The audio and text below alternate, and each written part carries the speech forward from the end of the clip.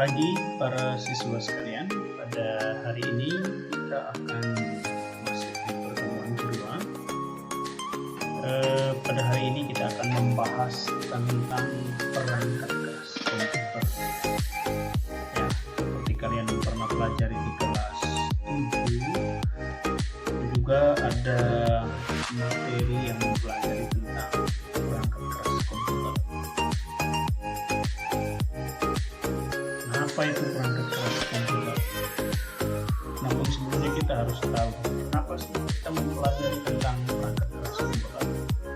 Pertama, tujuannya adalah siswa mengerti dan memahami perangkat input, perangkat proses, perangkat output, dan perangkat untuk menyimpan data. Jadi siswa tidak hanya sekedar tahu menggunakan komputer, tetapi di balik itu, siswa juga paham perangkat keras apa saja yang dapat digunakan untuk menjalankan proses pada komputer.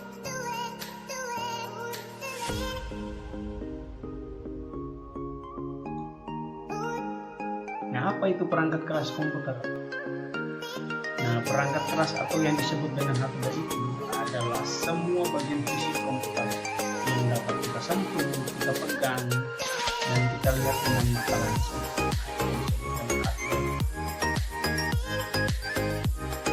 Apa bedanya dengan software? Software itu biasa disebut dengan perangkat lunak.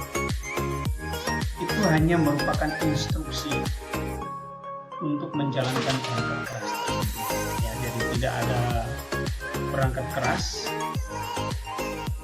Maksudnya jika ada perangkat keras, untuk menjalankan perangkat keras itu atau untuk memerintah supaya perangkat keras itu berfungsi, harus ada instruksi, dan instruksi itu dalam bentuk perintah atau kode program. Nah, itu yang disebut dengan software atau perangkat lunak.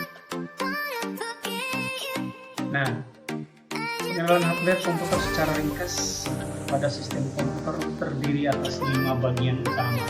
Pertama, perangkat keras unit pemroses atau yang disebut dengan CPU. Kemudian yang kedua, perangkat keras penyimpanan atau sering disebut dengan memori, terdiri dari RAM dan ROM.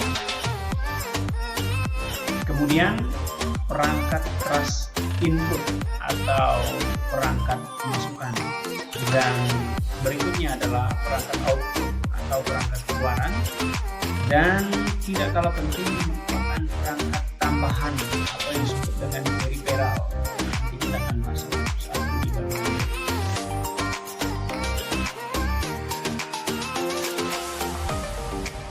Pertama, perangkat input pada komputer. Perangkat input itu adalah perangkat keras yang digunakan untuk memasukkan perintah atau sintaks atau instruksi ke dalam komputer. Apa contoh? Kalian mungkin sudah melihat, bahkan menggunakan. Pertama adalah mouse. Nah, ini bentuk mouse. Kemudian yang kedua ada yang disebut dengan keyboard atau papan ketik. Nah, keyboard itu juga banyak jenisnya. Biasa digunakan saat ini keyboard jenis QWERTY. Nah, kemudian ada yang disebut dengan scanner. Scanner itu alat pemindah objek dari bentuk monolog atau dari bentuk ke dalam bentuk digital, ya. Jadi dia bisa merubah gambar yang tadinya gambar mati, namun kita bisa olah kembali dalam bentuk aplikasi lain dengan menggunakan bantuan dari scanner. Kemudian ada yang disebut dengan barcode reader.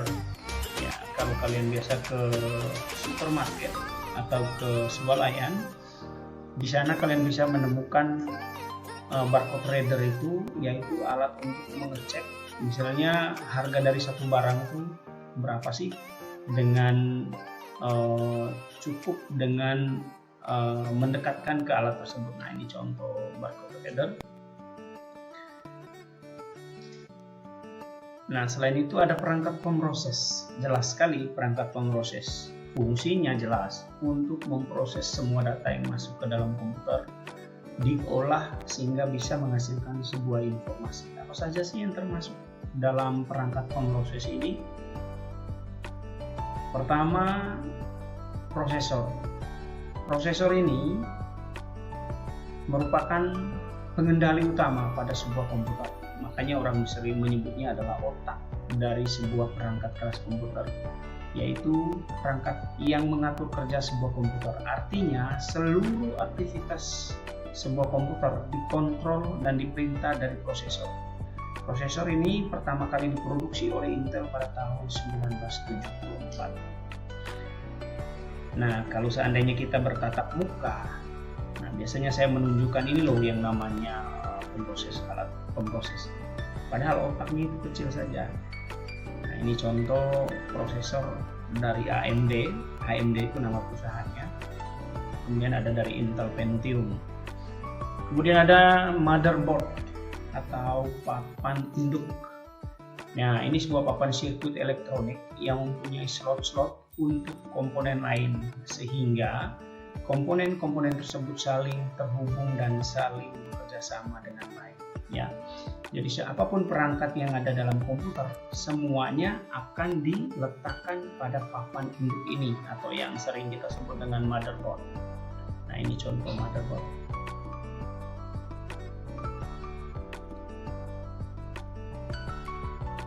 Kemudian RAM atau yang sering disebut dengan Random Access Memory adalah memori utama dalam PC, digunakan untuk menyimpan data sementara dan mengeluarkan data diminta oleh prosesor. Kenapa disebut dengan menyimpan data sementara? Karena selama proses komputer itu masih hidup dan masih ada arus listrik, nah selama itu pula memori itu RAM ini bisa menyimpan data kita.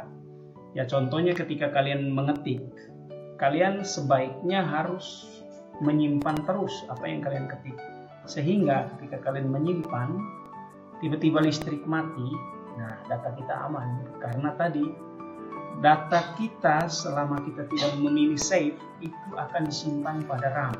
Nah, ketika listrik mati dan kita tidak memilih save, maka data kita juga akan ikut hilang. Nah, itu maksudnya penyimpanan sementara atau yang disebut dengan volatile, ya, dalam bahasa komputernya namanya volatile.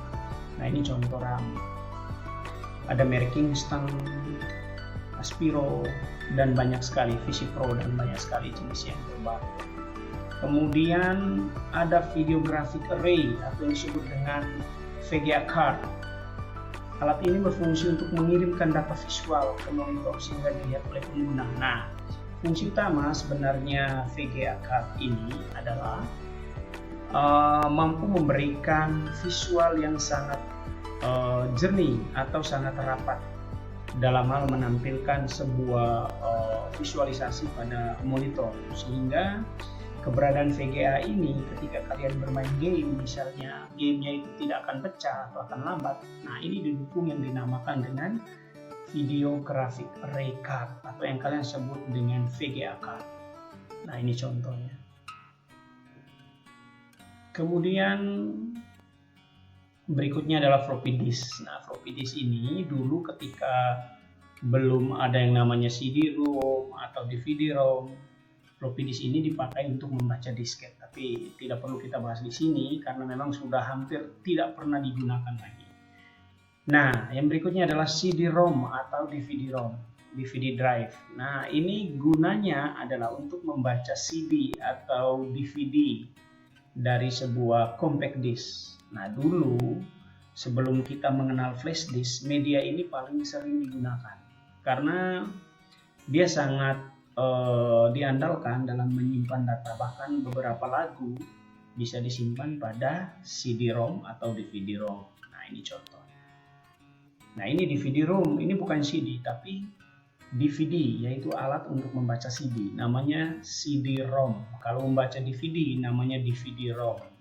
Tapi sejauh yang kita temui dalam beberapa tahun terakhir ini, keberadaan alat ini pun sudah mulai tidak digunakan karena orang lebih menggunakan yang namanya port USB untuk tempat mencolok flash disk misalnya sebagai tempat menyimpan data ataupun hard disk eksternal. Nah, ini juga. Kemudian network adapter. Network adapter ini atau disebut dengan kartu jaringan. Nah, ini digunakan untuk menyambungkan kabel data antar komputer dalam jaringan LAN. Nah, kalau kalian nanti misalnya bertatap muka dan ke lab, nah kita bisa temukan di lab itu seperti apa sih network adapter ini. Nah, network adapter itu sendiri kalau masih menggunakan jaringan LAN atau jaringan menggunakan kabel, maka ini yang digunakan. Karena memang sekarang ini banyak sekali untuk jalur penggunaan internet ini sering menggunakan yang dinamakan Wi-Fi atau wireless fidelity, yaitu bagaimana orang menghubungkan internet tanpa menggunakan kabel lagi ya. Seperti mungkin yang kita gunakan saat ini, kalian menggunakan HP tapi tidak disambungkan dengan sebuah kabel. Nah, itu namanya Wi-Fi atau tanpa kabel. Kemudian ada sound card atau speaker. Nah, sound card ini media tambahan di perangkat komputer. Ketika kita misalnya mau mendengarkan lagu, mau merekam lagu, itu ada colokan input untuk speaker dan ada colokan untuk port mikrofon. Sehingga ketika kita mau merekam lagu, ada yang disebut dengan sound card ini supaya suara kita bisa jernih terekam ya, seperti itu. Kemudian terakhir adalah power supply. Nah, power supply ini merupakan perangkat penting untuk menyalurkan arus listrik ke dalam komputer. Tanpa perangkat ini, perangkat apapun yang ada dalam komputer itu tidak akan bisa digunakan karena tanpa menggunakan arus listrik. Namanya saja power supply. Adalah perangkat yang digunakan untuk menyalurkan arus listrik AC dan DC ke dalam komputer kita. Nah, ini contohnya. Nanti kalau bertatap muka mungkin kita bisa tunjukkan atau bahkan kita bisa pasang, karena memang ketika kita mempelajari tentang hardware, biasanya ketika kita bertatap muka itu biasanya kita langsung praktek merakit komputer ya, tapi nggak apa-apa lah. Ini karena situasi seperti ini nggak apa-apa, kita hanya mempelajari konsep dan bagaimana, seperti apa sih perangkat keras yang dimaksud.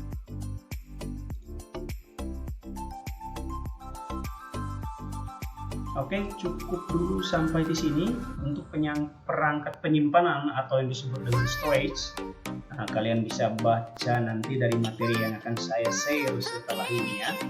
Jadi silahkan kalian baca di situ, dan kalau ada yang masih belum paham silahkan nanti kita akan diskusi di forum Google Classroom. Oke, selamat pagi, salam sehat, Pace Ebeni.